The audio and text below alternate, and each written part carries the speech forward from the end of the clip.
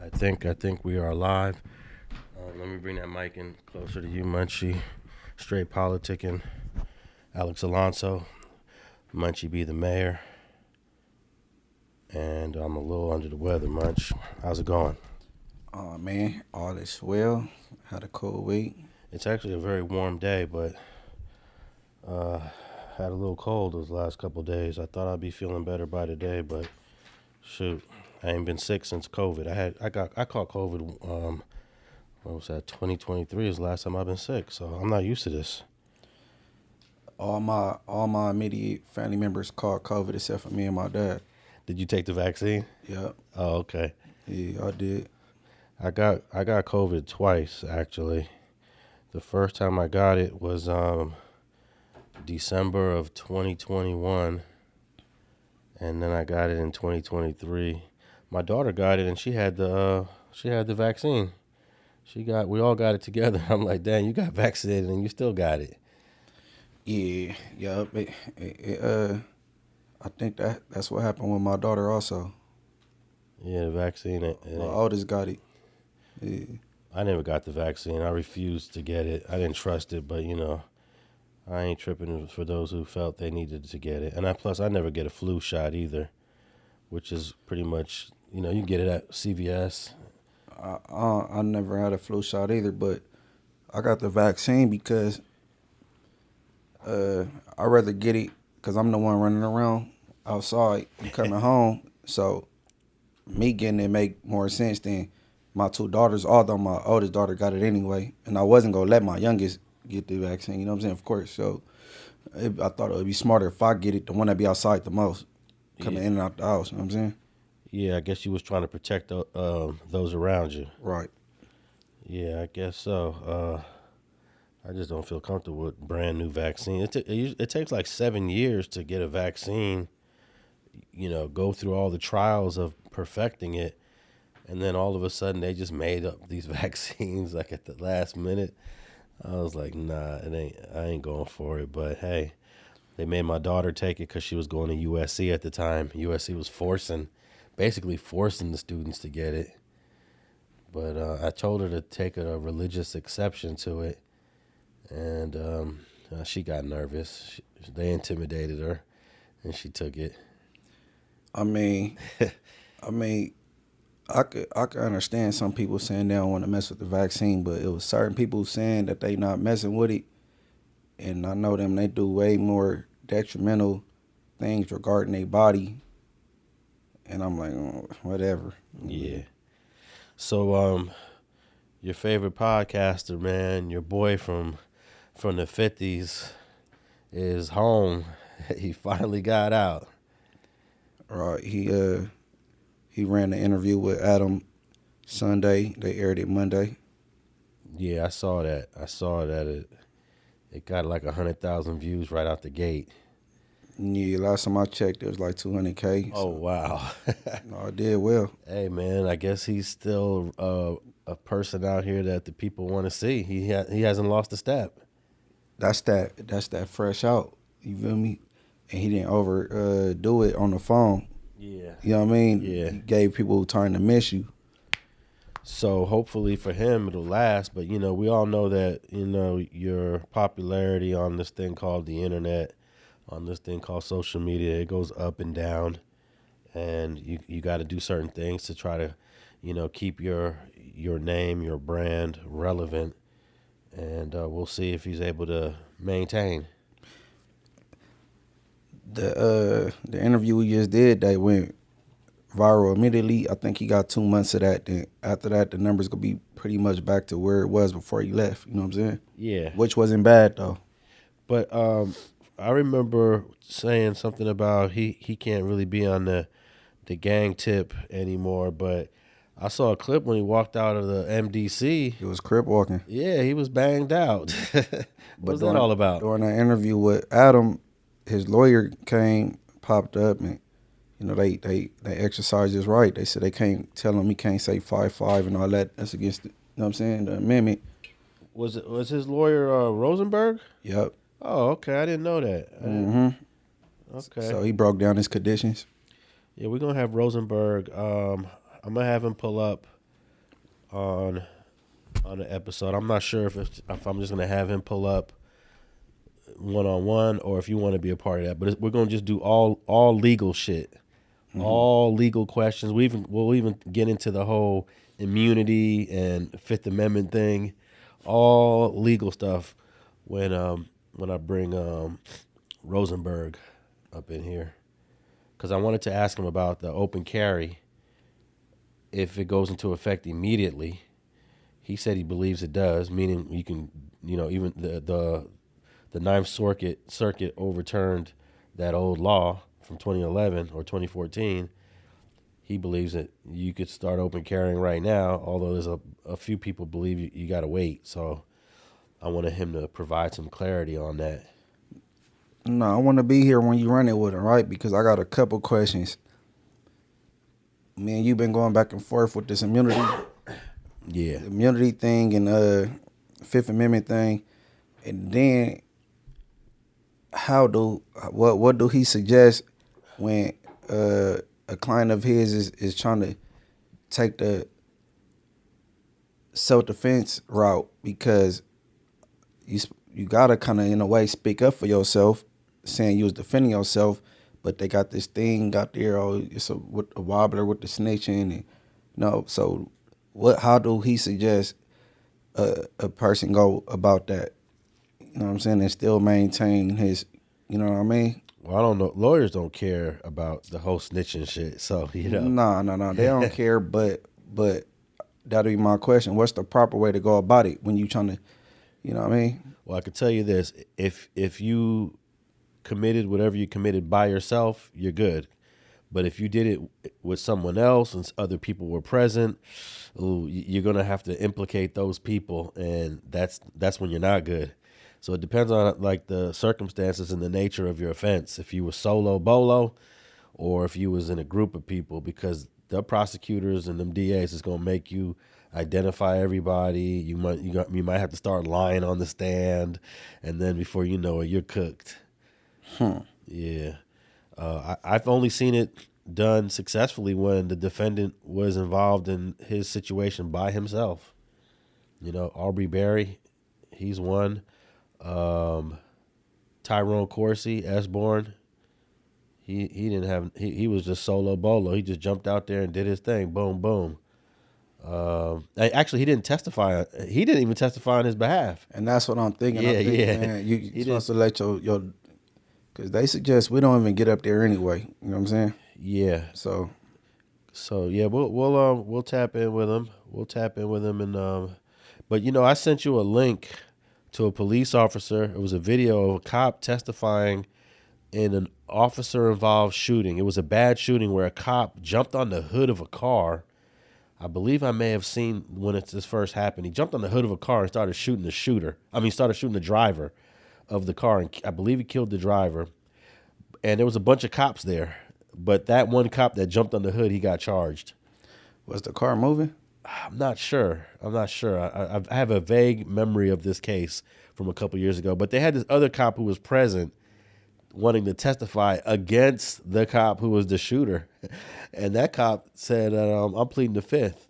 And there was a whole argument about this cop should not be able to plead the fifth. He swore an oath, and he needs to tell us what he saw, but basically he didn't want to incriminate another cop. On May 30th, 2014, Officer Michael Brillo was indicted by a Cuyahoga County grand jury on 2 counts of voluntary manslaughter and 2 counts of felonious assault in connection with the deaths of Timothy Russell and Melissa Williams, who died following a high-speed pursuit initiated by a perceived gunshot, later determined to be a vehicle backfire, on November 29th, 2012. While 13 officers discharged a total of 137 rounds during the incident, the indictment focused specifically on Officer Brillo's actions after the initial barrage of gunfire had ceased. Investigations revealed that Brillo climbed onto the hood of the victim's vehicle and fired 15 additional rounds downward through the windshield at a moment when both victims were unarmed, the perceived threat had subsided, and no other officer was firing. The case was heard in the Cuyahoga County Court of Common Pleas before Judge John P. O'Donnell. In early 2015, the defense exercised its right to waive a jury trial, opting instead for a bench trial in which the judge would serve as the sole finder of fact. On April 8, 2015, the prosecution called Detective Michael Demchak to testify about the pursuit and the events that unfolded that night. Thank you, Mr. Gutierrez. Thank you, Judge. Sir, could you please state your full name and spell your last name for the record? Yes, Michael Demchak. He's Dan, E-M-C-H-A-K. Are you employed, sir? Yes, I am. And with whom? The city of Cleveland. And in what capacity? I work for the Division of Police as a 3rd District Police Officer. How long have you been a police officer? In November, will be 33 years. Were you working on the night of November 29, 2012? Yes, I was. Okay. And sir, and in what district were you in? 3rd District. Okay. And who were you with? What was your shift? I was working, I believe it was 6 at night to 2 in the morning. And who were you with? My partner was Detective Aaron O'Donnell. Okay. There come a point in time where you were involved in a pursuit. On advice of my counsel, I am invoking my rights to remain silent. Judge, we believe at this point in time that the defendant, listen to me, sorry, the witness, is not entitled to plead the Fifth Amendment because his testimony will not incriminate himself. And it's the state's position, Your Honor, that at this point in time, this is exactly what the state has been talking about, the blue wall, that this individual will not come testify. He's a police officer.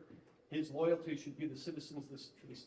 Well, are you saying, though, like you did in your brief, that he does not have a constitutional right to, and I'm talking about the factual or legal basis in this case. Are you saying, like you did in your brief, that he doesn't have a constitutional right to, against compelled testimony? No, Your Honor, absolutely not. You said that in your brief, I'll tell you that. Well, Jim. Your Honor, we never said that. He absolutely has a right to assert his Fifth Amendment right. But once he does that in the courtroom, it is up to the court to decide if he has a real and appreciable reason, not just an imaginary fear of possible self-incrimination.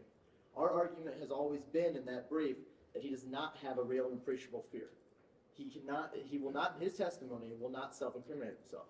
We have said that he's not going to be charged. Our experts say there's nothing to charge him with. And on top of that, we've seen his internal, AKA Garrity statements. So we, as our office, cannot bring charges against him. And it was an interesting argument that they had in court. And eventually the judge said, look, I'm gonna allow the cop to plead the Fifth. And that was it.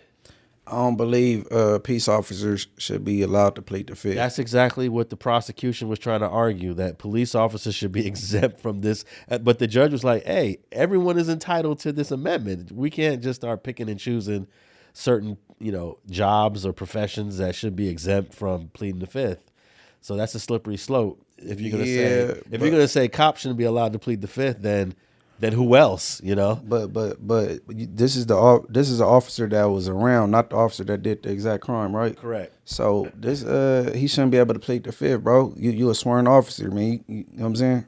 I could see if it was something with him. Nah, they shouldn't be able to do that. They need to change that in the law book. I felt that I wanted to hear his testimony, but I respected the Fifth Amendment because, shoot, you might want to plead it, I might want to plead it one day, and we don't want to infringe anyone's right to plead that. But the prosecution argued, look, this cop is not even charged. This cop he's not even being investigated by our office.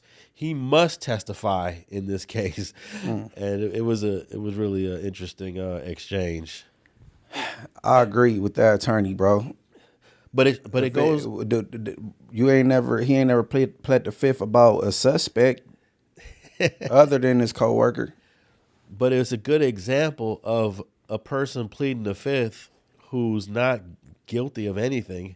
He's just a witness to somebody else that might be guilty of something, and he wants to make that person testify in front of a jury of what he saw.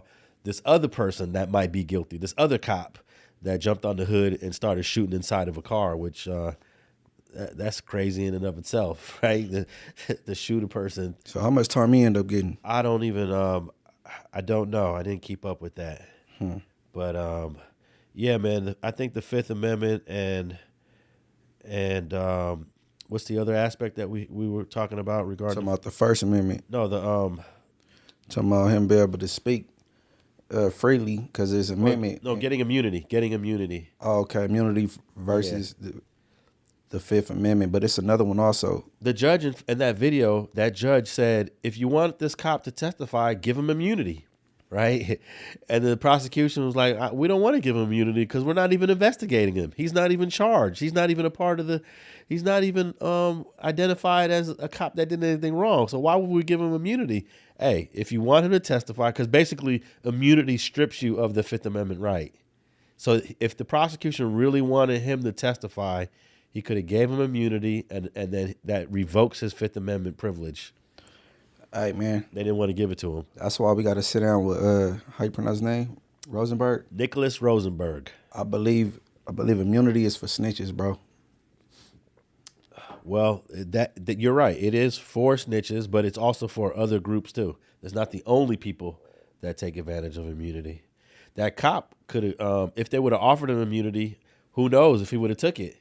Or would he could have took his contempt charge and sit in the county jail for a month or two until the trial was over, because he clearly didn't want to testify against, his colleague, basically, He hopped on that man's hood and aired him out. That's crazy. Yeah. I wonder what the call. What was the call about? What was it? The initial dispatch. What was he supposed to be guilty of? Oh, I don't know. You don't recall that? It wasn't a local thing. It was in another state, and it happened a while ago. I just happened to be perusing some trials, and I saw that this cop was pleading the Fifth. I was like, dang, okay, he did a Mark Furman. I'm pleading the Fifth, But yeah, we'll have Nicholas pull up on us on one day soon. I gotta come up with a good list of topics and things that's going on in the law. In the law. All right, man. I'm sure that you or people I know people I've known, we've all done this, mostly as teenagers. We've all ran from the police. Mm-hmm. I remember when I was about 12 or 13 years old, that was like the automatic thing we did. When they pulled up, we ran. Not that we were doing anything wrong, not that we had even violated a law. We just, somehow it became the thing. When the police pull up, we run, And I think most of society thinks, well, if you're running from the police, that means you're guilty of something. And I can tell you all the times I've done it, I wasn't guilty of anything. Well, evading the police, running from the police ain't against the law. The crime got to be broken. Then running from them is against the law. Then they add evading on. So me running, I could run. I guess if they're trying to do a consensual, they call it consensual contact, you could run. Mm-hmm. But of course, when you run, what do? They start chasing you. And they're assuming you did something wrong. And when you're, 13, 14, 15, and you're running, there's no way a police officer should catch your ass when you're young and fast. Yeah, I ain't. They ain't had too much luck with me over the years catching me. But I came across this story where these two Latino guys out in the valley literally ran from the police and got away. The article is titled "Police Search for Shooting Suspects in San Fernando Valley After Pursuit." The LAPD officers were searching for two shooting suspects when police said officers began chasing the pair, who were wanted for assault with a deadly weapon, at 5 a.m. The pursuit started near Van Owen Street and Tampa Ave. While the department did not confirm where the shooting occurred, officials said one person self-transported to the hospital. The condition was unknown. The suspects, described as two Hispanic men, abandoned their vehicle on the 19,000 block of Calvert Street, about 1 mile from where the chase began. They then ran from the scene on foot. Sky 5 video shot shortly before 8 a.m. showed a dark-colored sedan believed to be the suspect's vehicle after it collided with a parked car. So basically here is these guys were in a dark car. They drove it on this residential street, parked it behind another parked car. I guess they kind of hit the rear of the car softly. It's not a huge collision. They jumped out and ran, and they were able to get away. And the doors of the car, I don't know if the police opened up the doors, but the doors of the car are open, probably because when you run in, you ain't got time to even close the door behind you. You jump out the door. You jump out the car. You jump out the car and you just start running. Hopefully they have some gloves on or something. So you know what I'm saying? Because more likely they left some prints in the car. You know what I mean? Yeah, man. They about to dust that car for prints and know who they looking for. Yeah, that car is probably going to go down to the LAPD lab. Mm-hmm. Okay, I think I might have a clip of this story. Let's get an update on what's going on here with this chase. Breaking news in Tarzana, where police are searching for shooting suspects who fled after a pursuit. Rich Prickett live overhead in Sky 5 HD with the details. Rich, good morning. Good morning, Frank and Jessica. Yeah, its perimeter is set up in this residential area here in the San Fernando Valley. You can see this dark colored sedan that was leading LAPD on a pursuit early on this morning at about 5 a.m. Now, it was a short pursuit that started just north of here, and you can see it crashed into a parked car here in the neighborhood. Now, two men fled from the car. They're only described as two male Hispanic that ran from that car and into the neighborhood. So there is an active search that is going on here. This is the 19,200 block of Calvert here in the San Fernando Valley, and no word on where the suspects may be. They were wanted for assault with a deadly weapon. There was a shooting that happened early on this morning. Somebody was shot and basically took themselves to the hospital. Their condition unknown, but you can see LAPD does have some of these blocks shut down. Now, there is a nearby elementary school here, Van Alden Elementary School. We're trying to get more information as to whether the school is basically closed while the search is going on, or if there's just no school today at all. We're not seeing any students or any faculty at that school, but this is basically going to be near Tampa, between Tampa and Wilbur here in San Fernando Valley. Live Sky 5. All right, man. So I don't know if these guys got away or if they're just like hiding somewhere. I don't know the Valley area like that, but they set up their perimeter probably not soon enough. They got outside that perimeter, you know what I mean? Yeah. Or I remember when Jay Stone Rue from Fruitown Piru was in a similar situation. He literally hid in a trash can for several hours, and they eventually found him. They found him because he couldn't make it out that perimeter. So, those perimeters go up pretty quick, and they was on their ass. So if two guys jumped out the car, hopefully they jumped out and ran in opposite directions just to make it a little bit more difficult. Hopefully I'm over here like advocating. Man, I got on from the helicopter before I hit, stayed put. I was back there so long I fell asleep. When I woke up, it was nighttime. Like, nah, for real, but nah, they had to get outside that perimeter before they set that perimeter. What's the chances that they don't get outside the perimeter, but they're able to hide until, hide and get away still, Because it's a lot. You got to go to every door, every property. I think they got a better chance of hiding until the perimeter drop. They just got to stay put for some hours, then making it outside the perimeter. Yeah, for real, cause you on foot, you running, you know what I'm saying. But I mean, this is I believe it's pretty difficult to get away, but it happens every so often. Someone does successfully get away from the LAPD.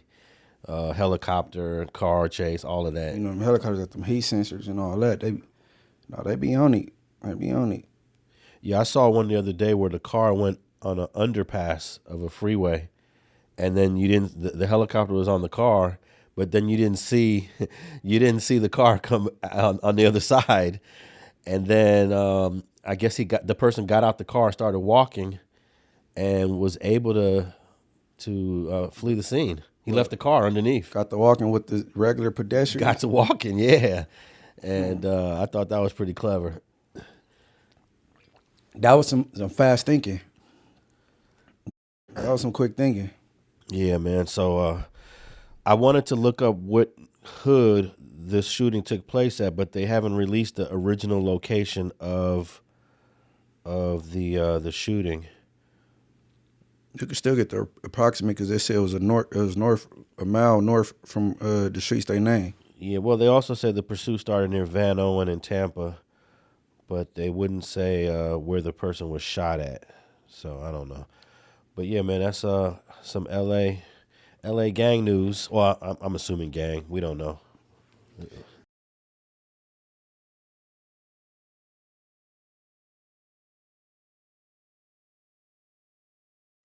I pointed out to somebody because all right, since I started traveling, ever since I was young, when you go to different states and you turn on the TV, look at the news, they don't have high speed chases like we do.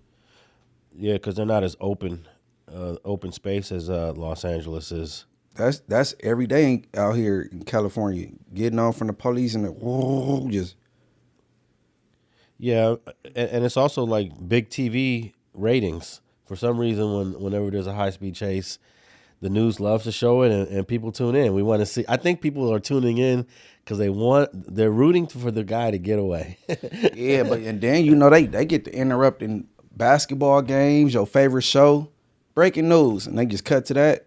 They be having the whole world attention. Well, where we from attention. And they got this technology now that when the camera is following a high speed pursuit, it shows you how fast they're going. It puts it right there on the screen, the speed of the person, and then they'll update intersections where they're at. They give you really precise information on these high speed chases, and it is somewhat entertaining to watch.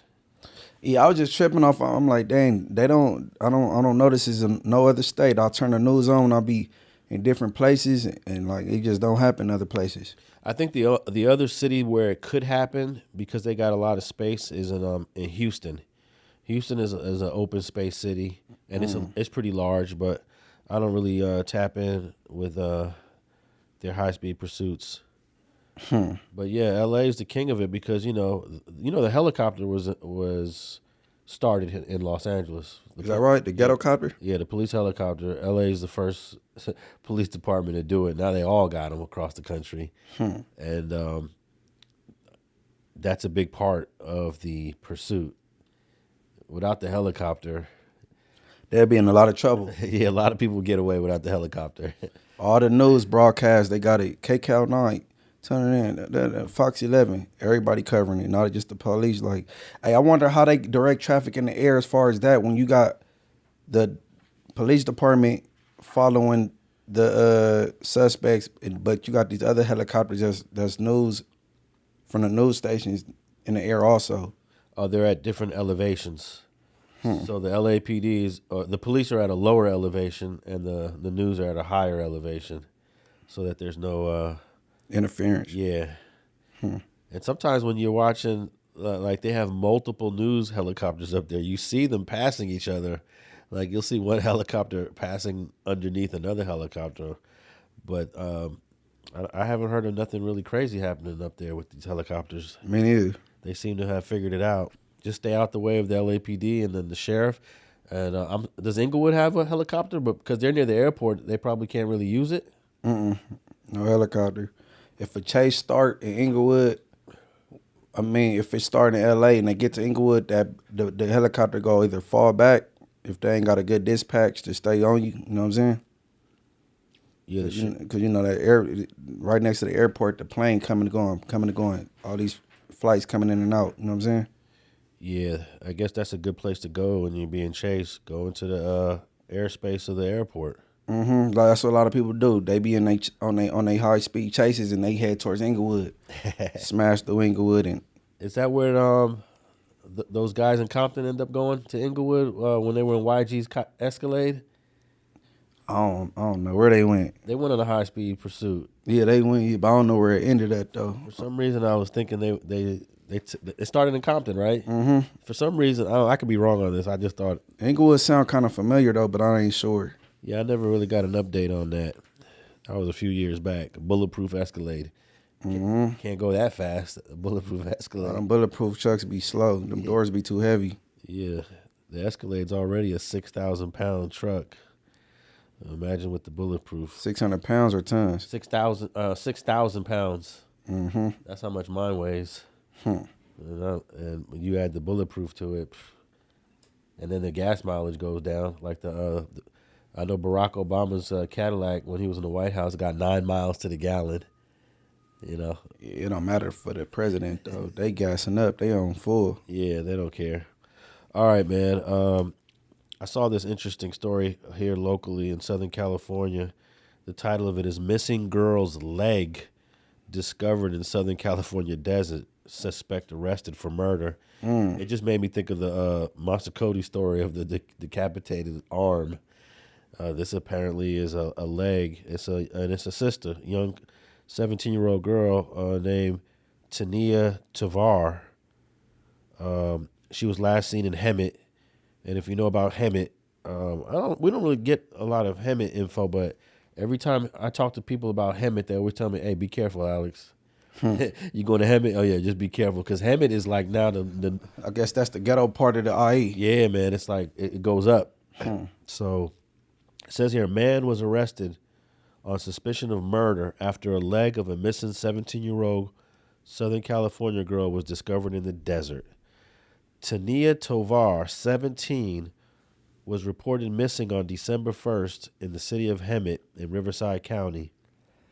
Detectives said she traveled more than 70 miles to Thermal that day, reportedly to meet a man she was acquainted with. The girl's mother, Charo Tovar, said the teen would always share her location with friends and family members, but on the day she went missing, all communication stopped.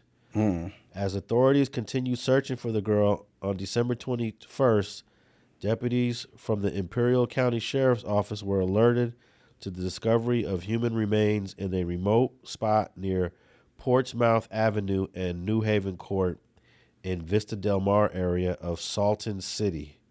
Deputies arrived at the scene where they found a human leg that showed signs of decomposition.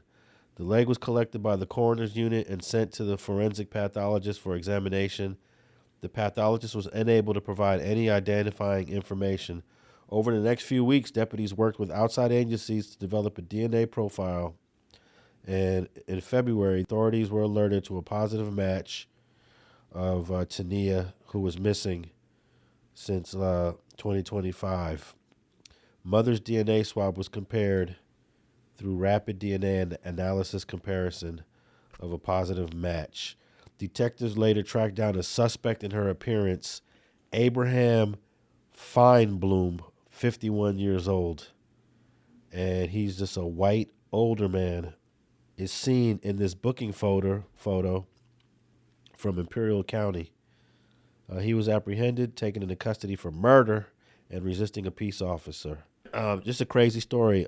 This guy, Feinbloom, is a Jewish name, and I wonder what this 17-year-old girl was doing with this 51-year-old older white guy. That's what I was thinking. And that's a baby. She only 17. That's what I was thinking. I wonder if they looking all in her social media to see if she had any communication with him. It says here, no further details, including how Tania and the suspect were known to each other, were released. Feinbloom was charged with murder and 2 enhancements related to the use and discharge of a firearm during the commission of a crime. Breaking news this minute on the murder case of Tania Tovar. The man accused in her death, 51-year-old Abraham Feinbloom, appeared in Imperial County Superior Court this afternoon, where he was formally charged with murder and entered a not guilty plea. Bail was denied. And for the first time in open court, a judge revealed new details about how investigators believe Tania died. News Channel 3's Garrett Hoddle joins us from the Breaking News Center. Garrett. Thanks, Peter. According to what we heard from the judge, investigators say Tania Tovar died from a gunshot wound. The leg, discovered on December 21st near Portsmouth Avenue in New Haven Court, later identified through DNA as Tania's, they say contained bullet fragments. This is the first confirmation in court of a firearm being involved. The judge also said investigators believe Feinbloom and Tania had been in contact since October 2025. Remember, we showed you social media posts that showed her in the area months before she was reported missing. We also learned that during Feinbloom's arrest last Friday, when he tried to run away from police, he was caught with his passport and Thai currency on him. Feinbloom remains in the Imperial County Jail, held without bail. Our sister station, KYMA, was in court today when Feinbloom's arraignment popped up in the court calendar. We'll continue to follow this story and bring you any updates. For now, from the Breaking News Center, I'm Garrett Hoddle. News Channel 3. He faces 50 years to life.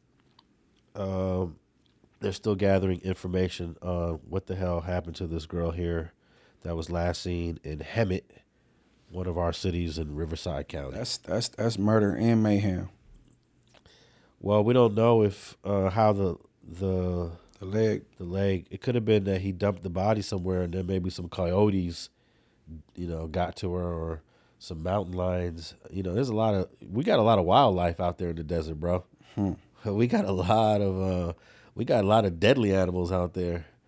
Damn, that's sad. Yeah, man. And it just kind of, I feel like maybe she was involved in some prostitution. Why would you link up with this man? That's the first thing I think. He probably a trick or a John. You know what I'm saying? Yeah, but this article didn't really touch on that. I guess they don't want to, smear her reputation as someone that was out there. Yeah, man. We're going to keep tabs on that so we get a motive or some type of, you know what I'm saying? Yeah, I noticed that a lot of times when girls are involved in prostitution and hoeing and stuff, the police don't really want to put that on the victim, and they don't really want to. Ever since the Lonnie Franklin situation, where basically all the women that I won't say all, but most of the women he was killing was women out there that was hoeing, and a lot of advocacy groups were upset about that. The Grim Sleeper dude? Yeah, the Grim Sleeper dude, Lonnie Franklin. Mm-hmm. And some of the family was hurt and disappointed by the characterization of those victims as being prostitutes. So there's a little bit of a hesitation to go that route. Yeah, but with Lonnie, I think that was just his hours that he came outside and did his heinous acts or whatever, because some of them was just regular people waiting at the bus stop trying to get to the next point. You know what I'm saying? Yeah, that's definitely a possibility. Mm-hmm. That's why I didn't want to say all of them was out there doing that, but most of them were. Most of them were definitely. Yeah, because he was pulling up offering rides, like, ride, man, that dude was crazy. And Western Avenue is known. It's the 80s. It's known as having a little bit of a stroll, not as big as the Figueroa one. Yeah, it's on Western also, but like you said, not big as, not so much in the 80s though, more so the 50s on down. Actually, if you go even, there's another part of Western between Santa Monica Boulevard and Hollywood. Santa Monica to the north, and then 2nd Street to the south. It's about 15 blocks. You go down there at night, it's pretty active. Yeah, 50s on down. Keep going down Western, right time of day or night, you go see some action. Hey, these girls are walking around damn near naked too. Mm-hmm. Booty all out, G-string, thong. It look like they're wearing like underwear, or wearing panties and shit. No, that's what it basically be. Yeah. Yeah, it's underwear. And it's never. Hey, it's like it's never gonna let up. No matter what you do, you cannot stop this. It's never gonna let up. What, prostitution? Yeah. No, it ain't gonna never let up. That's the oldest occupation going. I've been seeing this since I was in high school, and nothing has changed. But it's crazy how people from different states come out here and be at all just looking out the window, driving down the street, just seeing how freely the prostitutes walk about, and you know what I'm saying? They be looking like, damn. Well, they used to arrest prostitutes like back in the 70s and 80s if you were out there doing it. Yeah, that was arresting them in the early millennium too. They don't do it now. They more so worried about who got you out here doing it. You know that's their concern. And the women know they're not going to get arrested if they're just standing out there. Right. Times they changed. So yeah. All right, man. I found this crazy story in New York. Mom of 4 found dead in a trash compactor, likely fell down the garbage chute trying to retrieve purse, police say. This sister named Michelle Montgomery was crushed in this trash compactor, crushed to death. The death was likely an accident, said the NYPD detective Joseph Kearney in a news conference. Now, we don't really have trash chutes here in L.A. because... I was about to ask you that. So that's the thing that come open like this and it goes straight down to the trash can, right? Yeah. So if you live in a tall building, you're going to have a trash chute. The only place I've ever seen a trash chute in L.A. is in Park La Brea. The Park La Brea apartments, there's a bunch of tall buildings. That's an old building, obviously. Yeah, the Park La Brea building's been there, but they're nice, though. You know, yeah, that ain't a California thing. Nah, because we don't really live in like high rises, 10-story buildings, 15. Right. But they're starting to build them. I'm seeing them around. I'm almost certain all these new buildings that we've never walked into, they probably put trash chutes in them. So if you live on the 8th floor of one of these new buildings, you don't got to walk all the way or take the elevator. They don't want you walking around with a trash bag. You know, how that look? You in the elevator with a bag of trash, taking it down to the dumpster. Not an elevator smelly. Yeah. Right. So this is in New York, and immediately I was thinking, I'm not believing that this woman fell down the trash chute. I don't know the makeup of it, how big it is, but I mean, if it's for a plump trash bag, like a hefty one full of trash, maybe she could, like, depending on her size. Yeah, but I don't know how often this has happened, but it says here, Michelle Montgomery was found dismembered in a plastic bag in a trash compactor in Brooklyn. I don't know. How do you end up in a bag? I don't know. It says NYPD Chief Detective Joseph Kearney said in a news conference that her death appears to have been accidental. Our theory right now is that she may have dropped an item in the chute and went to retrieve it and fell head first. The article says a New York woman was found dead in a trash compactor, may have been retrieving an item she accidentally dropped. Detectives Kenny shared an update on the investigation in a news conference. Workers at a public housing complex in Brooklyn discovered the body of a mother of four, 39 years old, in the building's basement. Her dismembered remains were found in a plastic bag that had been processed through a trash compactor.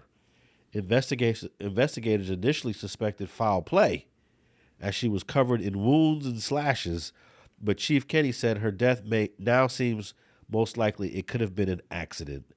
Hey, man, it's possible. It's possible it could have been an accident. It's one of those unusual, like people don't fall down these chutes very often. You know? They probably went through the trash and seen some worth trying to reach for it or try to, you know what I'm saying? Yeah. So they're like, oh, this is what she was trying to grab, and that's where they came up with that conclusion. But let's say her husband or her boyfriend is trying to, do They already got at them. They're the first ones that go suspect and go clear after that happened. Yeah. Right. I think she does have a significant other. It says here, our theory right now is that she had dropped an item in the chute and fell down. Kind of freak accident is that? That's crazy. He theorized that Montgomery fell into the basement while trying to retrieve her purse from the chute. She was likely crushed when processed by the compactor, as the primary autopsy results show injuries from the machine. While the New York City medical examiner has yet to determine her official cause of death, they believe she was alive when she was in the compactor. She could have been unconscious too when she fell down the chute and not know that she was about to get crushed to death. It remains unclear why Montgomery was at the Borinquen Plaza complex. Oh, the name of the building is Borinquen Plaza. That's interesting. So that's a Puerto Rican community. I guess so. At some point, I know Williamsburg, Brooklyn used to be all Puerto Rican back in the day. But they saying they don't even know why she was there. Yes, this was not her home. This was not where she lived. She lived about 4 miles away. The police have not determined that she had any connections to this building. Anthony Echevarria, Montgomery's life partner, with whom she shares 4 children, 19, 12, 11, and 10 months. That's crazy. You got a 19-year-old, a 12-year-old, 11-year-old, and a 10-month-old. Okay. Previously told ABC News that she was a vibrant, happy, and alive when she left the house that evening. So extreme. Like, I don't even know how she ended up over there in that building, nonetheless, that she ended up in a garbage bag. We hear tonight from the life partner of a woman whose dismembered body was found in a plastic bag in Brooklyn. He reveals tonight new information about the final hours before the woman's death. And good evening, everyone. At 6 o'clock, I'm Bill Ritter. And I'm Liz Cho. The medical examiner still trying to figure out the cause of death of 39-year-old Michelle Montgomery, the mother of 4, who was found dismembered in Brooklyn on Sunday. NYCHA workers found her at the Boren Quinn Public Houses in Bushwick. And tonight, we're going to hear from her life partner, the father of her youngest child, just 10 months old. Eyewitness News reporter Darla Miles is live in Bushwick with our lead story tonight. Darla. Good evening, Bill and Liz. We are told that 39-year-old Michelle Montgomery did things like make gift baskets and go all out for decorations for her children during the holidays. So her family really is perplexed as to find out who might have wanted to bring her harm. They know that she was having dinner and hanging out with friends here near the intersection of Flushing Avenue and Bushwick Avenue on Saturday night. And then just hours later, her body was found 5 blocks up the road on Bushwick Avenue in a building that she had no connection to, dismembered and deceased. CK left this house vibrant, happy, and alive. This is what Michelle Montgomery posted just after midnight Sunday. By 9:30 a.m., the 39-year-old mother of 4 was dead. Her body discovered in the basement of a Brooklyn apartment building, dismembered in a garbage bag. That was hard. I broke down because I still can't believe it. Still. Montgomery's gruesome murder, a total and utter shock to her family. She and her life partner, Anthony Echevarria, have a 10-month-old son. It has been one of the hardest things to really look at. It's watching him look for her and knowing that she's not coming back. He says she left home around 9:30 Saturday night to hang out with friends. Family members say at one point she was hanging out at a local restaurant where she posted this video of herself dancing and having a good time. But they say she has no ties to Berequin houses on Bushwick Avenue, where a memorial with her picture and candles have been placed in honor of where her remains were found by a maintenance worker. It's so extreme. Like, I don't even know how she ended up over there in that building, other than less that she ended up in a garbage bag.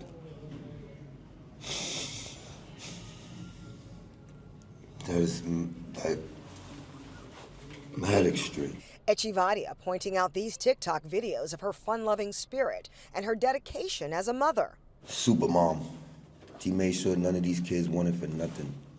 Nothing. They always got what they needed. They always got what they wanted. She was active on social media, posting just last week, "Spend time with the people you love before it's too late." And back in December, nearly 2 months to the day of her murder, she wrote on Facebook, "If I died tomorrow, my Facebook wall would be filled with posts about broken friendships. Please don't use my death for some sympathy. If you love me now." Every day we came, got up, took care of these kids, we took care of each other. Nothing wrong. She made a FaceTime call to her sister and shared a dancing video on social media around an hour later. Having gone to a Mexican restaurant with her cousin and 3 friends, Montgomery left the eatery while her relative Montgomery left the eatery with her relative around 1:20 a.m.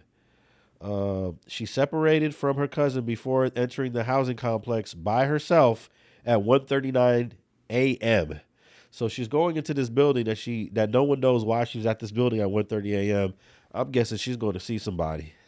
She was about to go cheat. For real. I was thinking the same thing. She was cheating. She had an excuse. She was out with her girlfriends. She was out with family. She was at an eatery. Yeah, but whoever, man, bro. Hey, she was about to go cheat, man. The husband, he probably ain't trying to say all that. But listen to this, though. Witnesses have alleged that they heard screaming coming from the garbage chute and the compactor on the second floor of the building. I guess maybe after she landed in it. Who knows? I'm just saying, bro, this story is fishy AF. I say foul play. I don't know how they deem that an accident. I don't see how they and if you don't live somewhere, you ain't doing no cleaning up at somebody else's stuff and throwing nothing away. So if you visiting. I don't know. Maybe NYPD trying to cover something up, man. Yeah, man. Unfortunately, we don't know why she was in this building. They haven't identified anybody in this building that she was connected to, but I'm not buying the accident just yet. I ain't buying it. I say foul play. I think she was pushed down in that thing by somebody, but we'll see. This story is going to be an ongoing investigation. The cause of death is the trash compactor, but the question is, how did she get in there? An accident, or was she pushed in there? Yeah, I want to know if she's a smaller lady. Well, there's a picture of her here, but can't really tell her height. Can't tell her. It's just a face picture of her. Okay. And yeah, it's unfortunate, man. It's a crazy story. Dying by getting crushed to death in a compactor. And leaving 4 kids behind, man. Rest in peace to her. All right, man.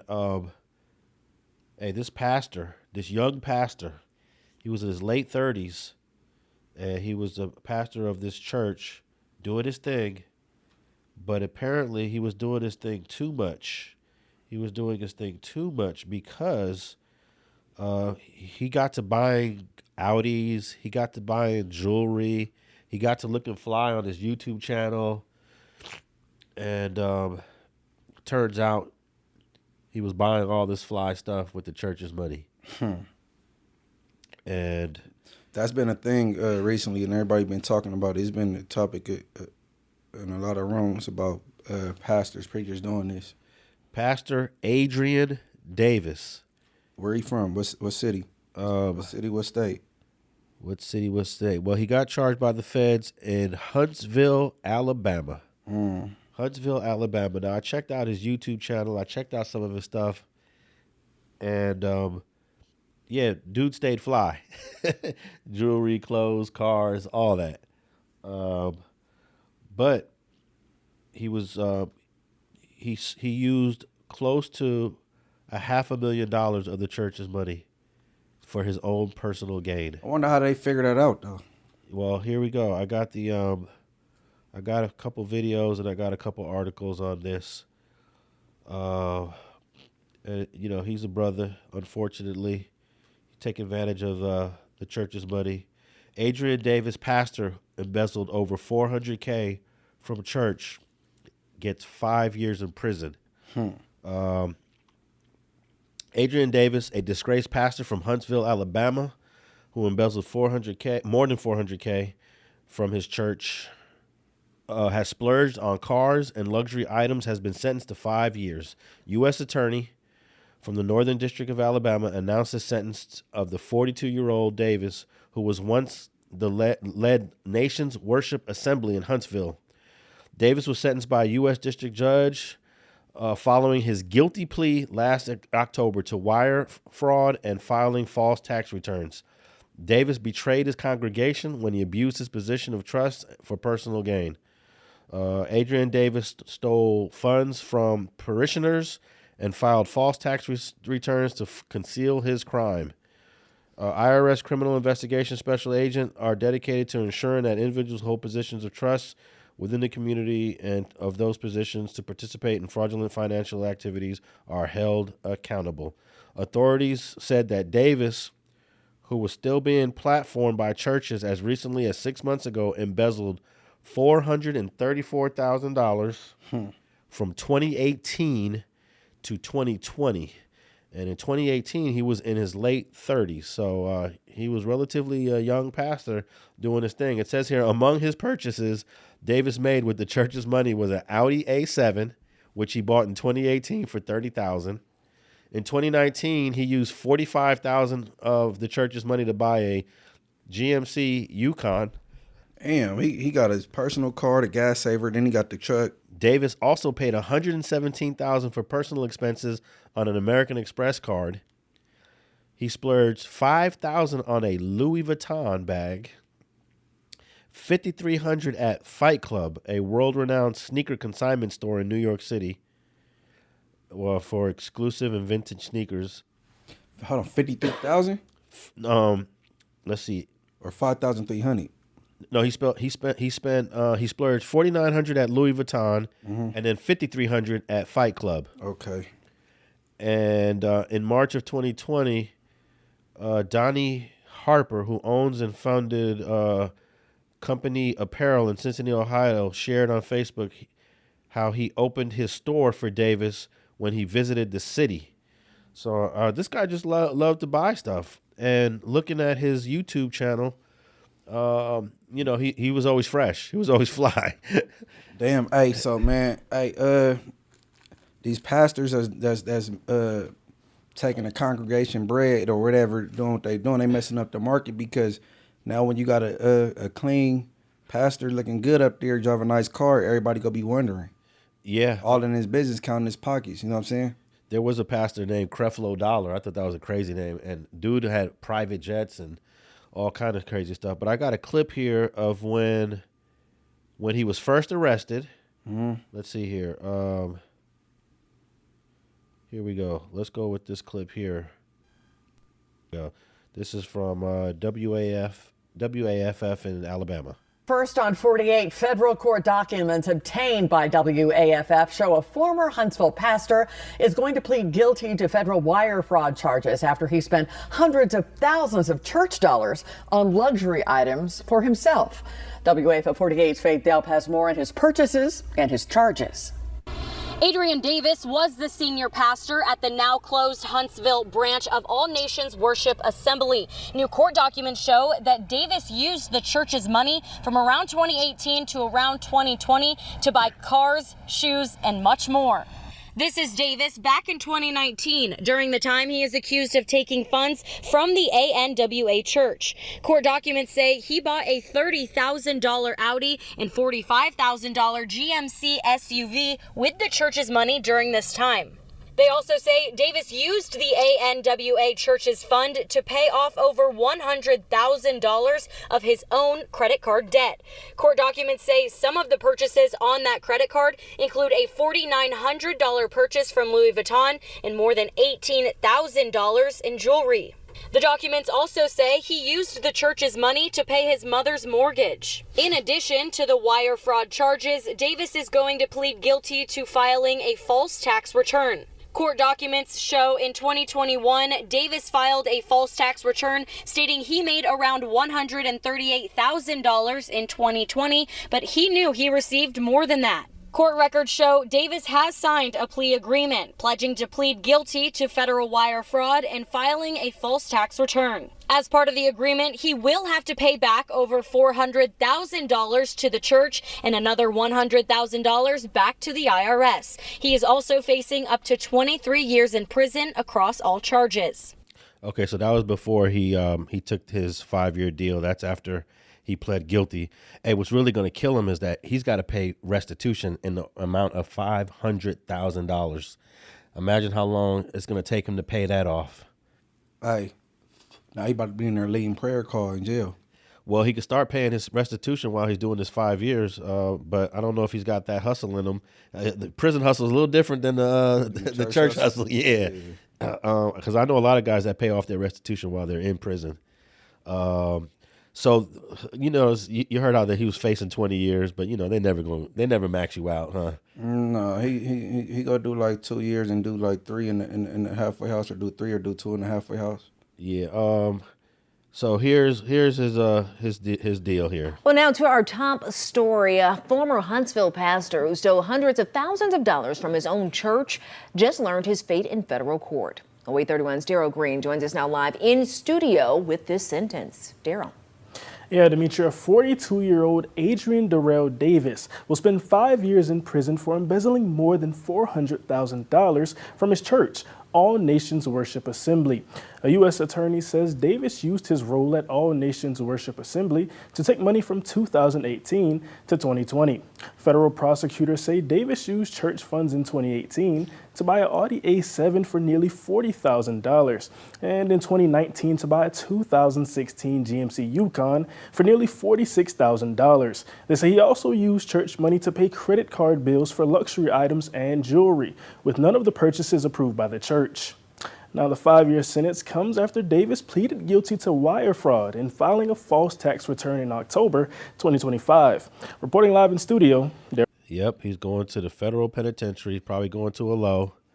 And he was leading a big church. Yeah, man, it was a pretty. I saw they showed the building of the old church, which no longer is in business, and it looks like it, it houses a lot of folk. And I guess once you start putting your hand in the cookie jar and you get away with it the first time, and I think a lot of these guys justify that they're doing God's work. So I need a nice car. I heard Creflo Dollar say, "I need $2 million for a jet." That's his real last name, Dollar? Yeah, he said, I'm doing God's work, and God says that I need a $2 million jet. And where is he going with this jet though? Is he traveling in church business? Yeah, I guess so. I don't know. Nah, he tripping, man. He tripping, man. See, saying stupid shit like that mess it up for the rest of the pastors, dude. I don't even know if Creflo was ever charged with anything, but that name is crazy, right? Creflo Dollar? Yeah, the last name for sure. I don't know if that's his real name. He sounds more like a pimp than a pastor. Oh yeah, and he's always in nice suits. Yeah, man, but I don't want people to look at these preachers and judge them off their appearance because they dress nice and assume they on BS. You know what I'm saying? Yeah, man. Where you get that Gucci tie from, or you know what I mean? Like, shit crazy, dude. I'm gonna play a little clip from his YouTube channel. I saw this little video of him. He's just doing a little FaceTime video while he's driving, and he looks like a nice little Jeep he's driving in.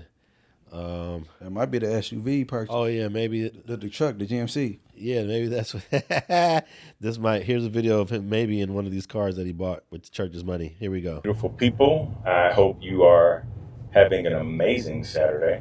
It is Saturday here in Los Angeles, and of course the fires are still going, so by the time you watch this, hopefully the fires would have subsided, but we have a busy day ahead, and I'm excited to see what all the day has in store.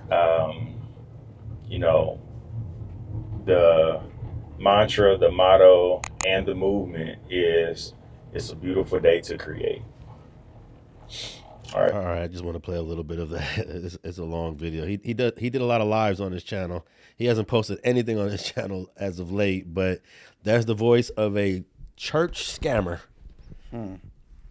Okay, I'm gonna apply that to when I do content. It's a beautiful day to create. Good looking out. That's a good one. Yeah. And he's probably cruising in one of those the car that the church bought for him. Yeah, I think he in the GMC smashing. Yeah, and he's in LA. What you doing in LA, bro? You from Alabama? Man, if I'm a part of his church, I'm calling you for all kind of rides, cause we help pay for that car. Oh yeah, for sure. But hey, he's stuck now with that restitution. Mm-hmm. He is stuck with that restitution, boy. Because now you don't got the church money to pay that off. You're gonna get out and just be a regular guy now. Unless he could parlay that into some content, like he's gonna be a content creator, huh? When he get out, I don't know, cause he lost all trust from. I ain't seen enough of him to know if he the type to go bounce back and get in front of a camera and get the trying to turn it into some content type. Yeah, bro, it's flashier pastors than this man for sure. Flashier. But I mean, I looked at a few of his videos. He's got nice jewelry on, thick gold chain, And okay, but is he in church with this jewelry on, or just a random Instagram video? I'm just watching him on his YouTube channel. Okay, because man, don't be in church with the buzz, like you know what I'm saying, the buzz now. When I knew it was over, when they had that reality show on BET with all the pastors of LA or something, and they was all fly wearing the crosses on they. I'm like, man, it's over. It's over. Well, the fly black preacher is a symbol of the black church that goes back decades. Even here in LA, it goes back to like the 50s. Mm-hmm. I remember the story of Munchie Carter's brother. Munchie Carter's brother killed a fly preacher back in 72. Robbed him for his jewelry, took all his shit. And he just got out of prison in 2023. From 72 to 2023, he did all that time for the murder of one of them fly black preachers. In fact, I think this preacher was gay also. That's another thing. These dudes be fly and they gay. How that work? I don't know. He was openly gay, or they got exposed. Well, it was known. I don't know like how open it was, but it was known that he was gay. And a lot of these preachers, they gay. I guess I don't know if it's still down low, because if people know it, it ain't that down low. If he denying it, he down low. Whether the people got suspicions or not, if he denying it, he down low. Yeah, and I'm looking at this guy here. Ain't no telling. This Adrian He Davis. said ain't no telling. Ain't no telling. You know? Yeah, where's his first lady at? Where's she at? Yeah, and you looking too fresh. You looking too fly. You know. Where's his first lady at? That's what I want to know. All right, man. The last thing I want to talk about, man, is that the CDCR is about to release from prison one of the most prolific child molesters that the state of California has known about in recent years. This guy was sentenced to multiple life sentences in the 1990s, and because of new laws, him being an elder, as you get older, you know how these laws come in and people jump on them. You know, remember when the youth thing came out, YOP, youth offenders thing came out, a lot of homies jumped on that because they committed their crimes under the age of 25. So because he's an older guy, he's eligible for some laws. Let me play this clip real quick and then get your reaction to the release or the potential release. He's been granted parole, but he's still in the CDCR. Here we go. Now at 1:30, a serial child molester may be released from prison after spending decades behind bars at a state facility in Chino. There is growing backlash this afternoon to the state parole board's decision. KTLA's Chip Yost joins us live in Chino with more on the reaction and what could happen in the coming days. Hi, Chip. Yeah, hey there, guys. You know, this guy we're talking about is the poster child of why parents tell their kids not to talk to strangers. This guy would use things like candy and Barbie dolls to lure these kids in. Now, I want to warn you, in this story, we don't get into graphic detail, but we are going to give some examples, or you'll hear some examples of what he did, and that could be upsetting to you or to small children, so I want to warn you that is coming. The guy we're talking about, he's currently housed at the state prison here in Chino, but he was recently granted parole, and as you might imagine, a lot of people are upset about that. David Funston was arrested and convicted back in the 1990s. Now, 64 years old, his crimes are still the stuff of nightmares. So David Funston was probably the worst child sexual predator case I've ever seen or ever prosecuted, not just because of the number of victims, but because of the crimes that he committed. So these were stranger, oftentimes kidnappings, where he abducted children as young as 4. The oldest child was 7. One of them he took up to the mountains and committed horrific sexual assault against that child. Ultimately, he also he not only sexually assaulted this child, but he also beat her, and he stuffed her underwear down her throat because she was screaming so much. Anne Marie Schubert was the prosecutor on his case and says his sentence was appropriately harsh. He got a sentence of 3 life terms plus 20 years, and he was expected to die in prison. But state prison records show Funston was recently granted parole under the state's elderly parole program, a law which allows some inmates to have parole hearings earlier than they would otherwise. Schubert says Funston's case is an example of why that law needs to change. I think this is going to not only be an impetus to try to stop his release, but an impetus to try to change the law that sex offenders should be excluded from elderly parole.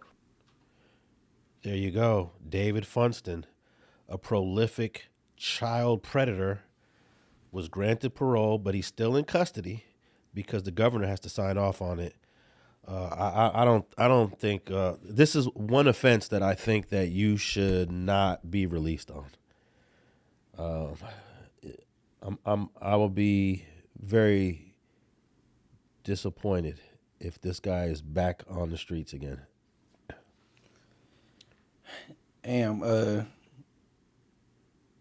So the elderly parole thing, and that's crazy how something that I would vote for is leaning in his favor.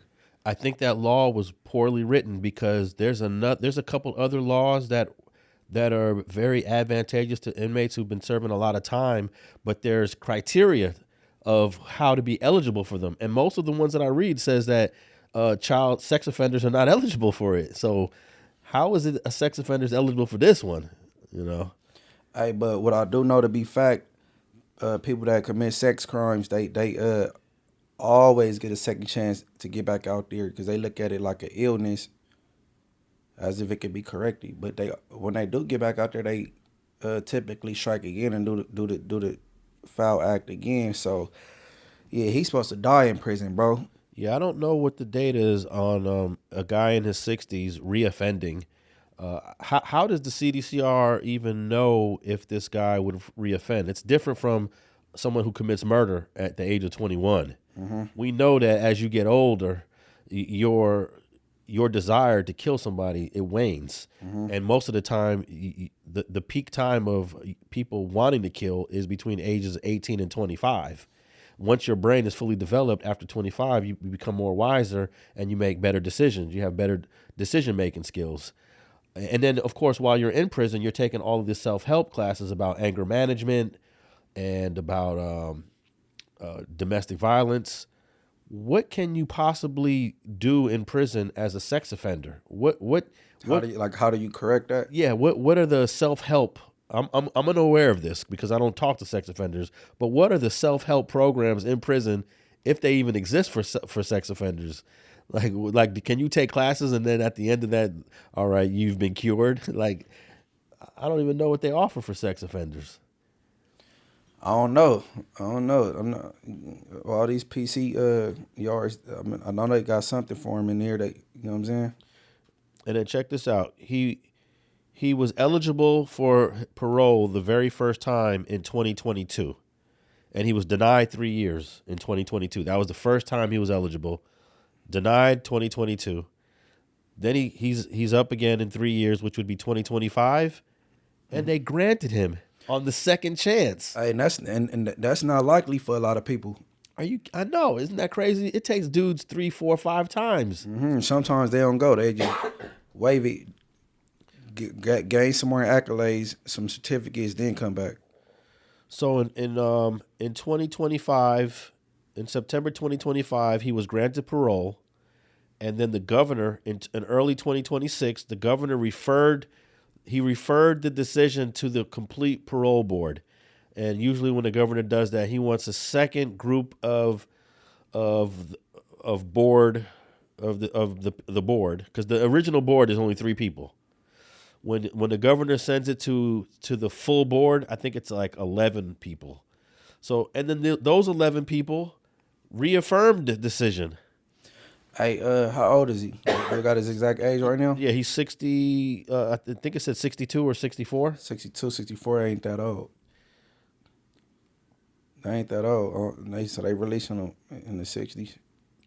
So he was granted parole by the full board, and now it's all up to Governor Newsom, who has about 120 days to sign off on this. I'm gonna be shocked. I'm gonna go out and say there's no way Governor Newsom signs off on this.